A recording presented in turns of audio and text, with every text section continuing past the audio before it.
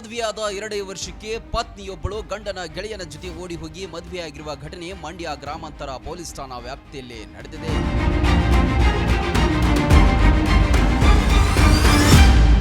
Auto ಚಾಲಕ ಸಾಗರ್ ಎಂಬುವರ ಪತ್ನಿ ರಕ್ಷಿತಾ ಎಂಬಾಕೆ ಈಗ ತನ್ನ ಪತಿಯ ಸ್ನೇಹಿತ ಇಂದ್ರನ ಜೊತೆ ಪರಾರಿಯಾಗಿದ್ದಾಳೆ. ಪ್ರೀತಿಸಿ ಮದುವೆಯಾದ ಹೆಂಡತಿ ತಂಗಿ ಎನ್ನುತ್ತಿದ್ದವನ ಜೊತೆಯೇ ಓಡಿ ಹೋಗಿದ್ದಾಳೆ. ರಕ್ಷಿತಾ ಕಾಲೇಜ್ಗೆ ಹೋಗುತ್ತಿದ್ದ ಸಮಯದಲ್ಲಿ ಆಟೋ ಚಾಲಕ ಸಾಗರ್ ಪರಿಚಯವಾಗಿದ್ದ.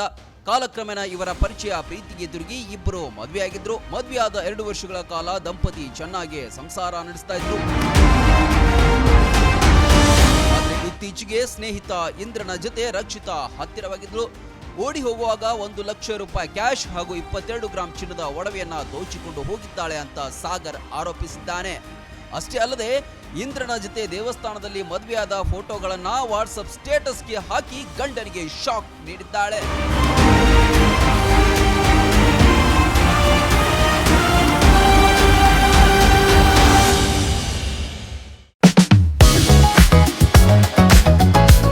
ಗ್ರಾಮೀಣ ಭಾಗದಲ್ಲಿ ಅತ್ಯುತ್ತಮ ಶಿಕ್ಷಣ ನೀಡುತ್ತಿದೆ ಸಾಯಿ ಚೇತನ ಶಾಲೆ ಕಸಬಾ ಜಂಬಗಿ.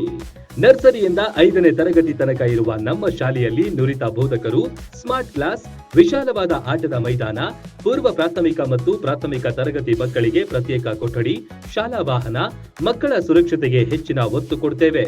ವಸತಿ ಶಾಲೆಗಳು ನಡೆಸುವ ಸ್ಪರ್ಧಾತ್ಮಕ ಪರೀಕ್ಷೆಗೆ ಉಚಿತ ಕೋಚಿಂಗ್, ಪಠ್ಯೇತರ ಚಟುವಟಿಕೆಗಳಿಗೂ ಒತ್ತು ನೀಡುತ್ತೇವೆ. ವಾರದಲ್ಲಿ 3 ದಿನ ಆಸಕ್ತ ಮಕ್ಕಳಿಗೆ ಡ್ಯಾನ್ಸ್ ಕ್ಲಾಸ್ ನಡೆಸಲಾಗುತ್ತೆ.